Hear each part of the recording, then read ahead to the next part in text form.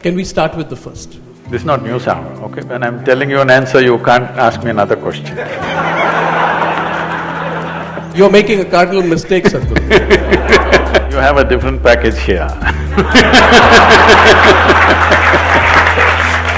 So it's okay to have fear, it's okay to be insecure. These are the four things, Sadhguru, that we are told to get rid of. Who is your guru? Whose? Why should I reveal? If I give you tools for transformation, the only thing is to learn to use the tools, that's all.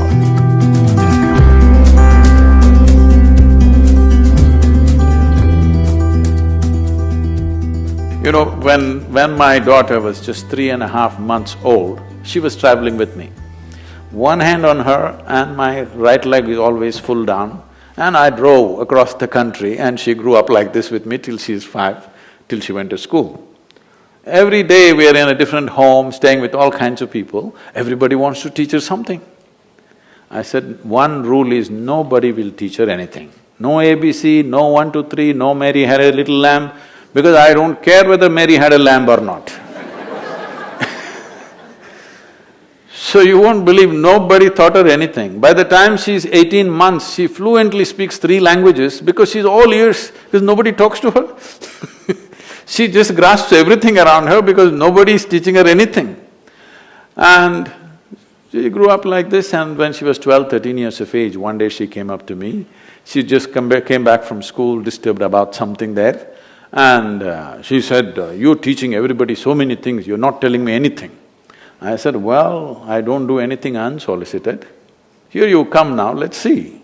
So this is all you need to know. So what I want to know is how human you are. Let me tell you, this is how human I am. I haven't finished my question. No. I want to know how human you are, Sadhguru.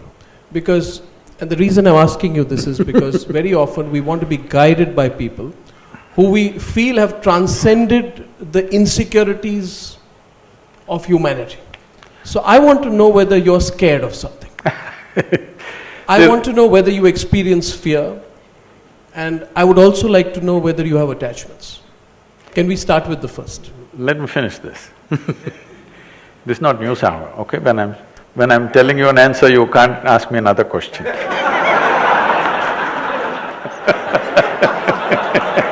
I'll get back. I'll get back. And we're not yet in Republic either. You're making a cardinal mistake, Sadhguru. In 2014, I met a young man called Rahul Gandhi. Oh. I don't know why anyone's laughing again. He too interrupted me like you did. I got back later. Please continue. But you'll have to answer my question later. Please go ahead. You have a different package here.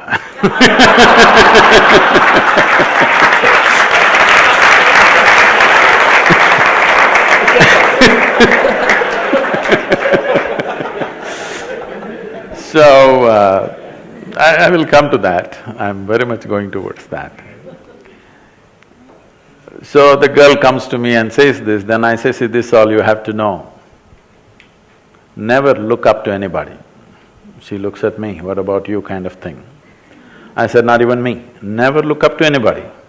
Never look down on anybody. This is all the teaching." If you don't look up to anything, if you don't look down on anything, you will see everything just the way it is. If you see everything just the way it is, you will navigate your life effortlessly. That's all it takes. Now, how human am I?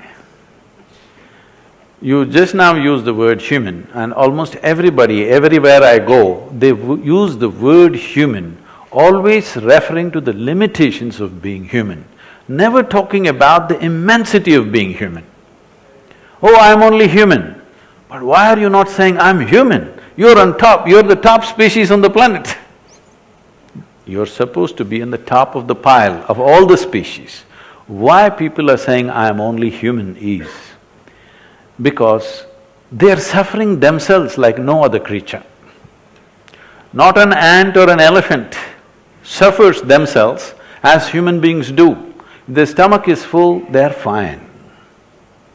For a human being, stomach empty, only one problem, stomach full, 100 problems. The reason is this is an evolutionary thing. It's an evolutionary thing that what you call as your cerebral flower, this brain, is new to you. You know, in the evolutionary scale of things, it is a new happening, this intellect. And most people have not figured how to handle it. They're not suffering the world, they're suffering their own thought and emotion most of the time. Why is it? Your education systems did not even teach you how to handle your thought, how to handle your emotion. Now the moment you say you're human or not, first thing, the next question somebody will ask is, can I pull a gold chain from thin air? Can I do something else, or can I pull out a rabbit from the vessel? Or can I pull a pigeon out of my pocket? If I pull a pigeon out of my pocket, what will you have? You will have a bird, I'll have a shitty pocket. This is not going to change anybody's lives. I will show you a miracle. I will show you people who are full-on activity, not people who are sitting in some cave. Full-on activity, all right? 20 hours a day, 7 days of the week, we are all on. I'll show you people for 5, 10, 15 years. They've not had a moment of anger, agitation, irritation, nothing, they live joyfully, blissfully. This is the miracle the world wants. This is the miracle the humanity needs. If this happens to you, you will not refer to human as a limitation, you will talk about human as a huge possibility. My question was about whether you need to transcend a few things. I personally think it's all right. It's good to feel fear, it's good to have insecurities, it's good to be attached. But what we are constantly told is to be guilty about fear, to be worried about expressing or being open about… That's multiplying the problem. Now you have fear, now you have guilt. Sadhguru, I listen to you. I still watch News Hour, so what can I do?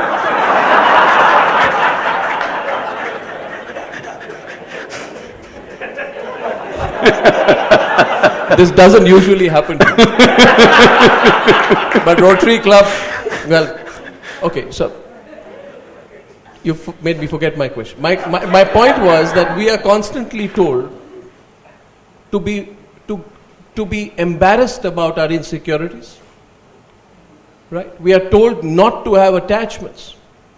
We are constantly told that in our lives and in our own Hindu philosophies and other philosophies to lose attachments. I want to know why this is necessary, which is why I asked you, because you were described as an enlightened soul, which I know you are. I asked you whether an enlightened soul like you feels insecurity, experiences attachment.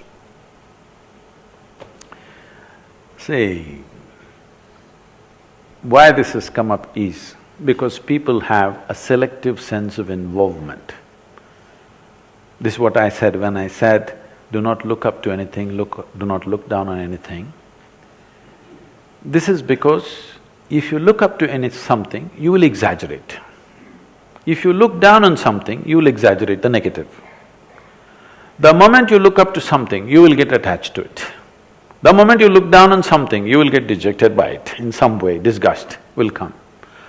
So these emotions of fear, insecurity, attachment, detachment, everything is a consequence. Shall we handle the source or shall we handle the consequence? People are always busy handling the consequence. They're telling you, trim your fear. Can you trim it? No way is it going to work. Now you're flipping on the other side and saying, we need not be ashamed of it, let's have it. Is it a pleasant experience, I'm asking? Is fear, insecurity, guilt, whatever, is it a pleasant experience? If it's a pleasant experience, keep it, it's up to you. If it's an unpleasant experience, is it a choice? I'm asking you just this much. In the world around us, what happens? It's a different issue. World will never happen 100% the way you want it. Even if you're just two people in the family, still it doesn't happen 100% the way you want it. If it's 51% your way, you are the boss, okay? More than that won't happen. But what happens within you must happen your way, isn't it? If what happens within you happened your way, would you keep this blissful or would you keep this fearful or miserable or whatever? You wouldn't do that to yourself, isn't it?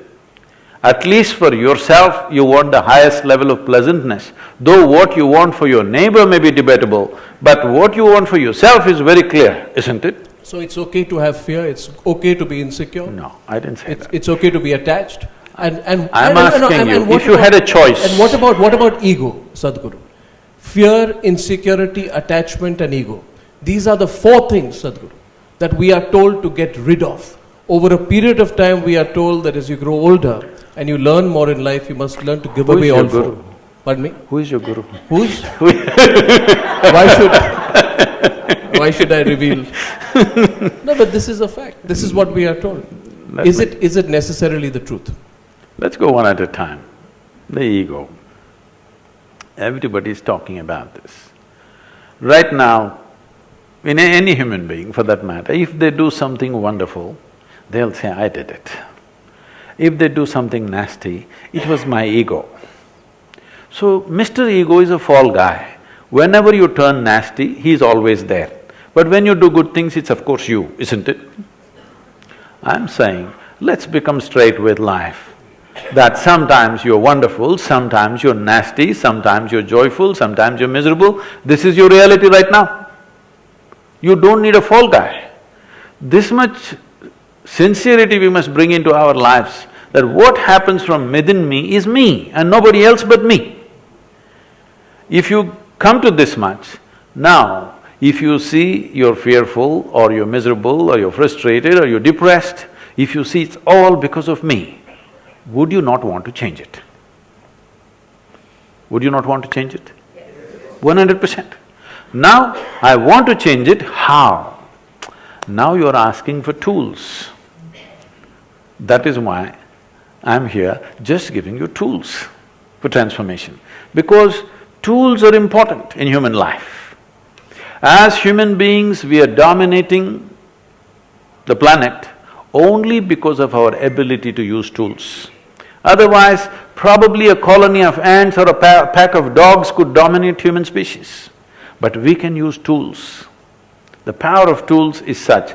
Right now, if I ask you to unscrew a little screw in this furniture, you may lose all your nails, it'll not come out. You may lose some of your teeth, it'll not come out. If I give you a little screwdriver, it'll come out. So similarly, to handle the inner dimensions, there are tools. These tools, this is the USP of this country, which is all messed up right now, that people have not presented it properly. If I give you tools for transformation, the only thing is to learn to use the tools, that's all. You don't have to believe any philosophy, you don't have to adhere to any ideology, you don't have to look heavenward because you don't know in which direction it is. People are looking up. After all, you're sitting on a round planet and the damn thing is spinning all the time. If you look up, you're inevitably looking up in the wrong direction.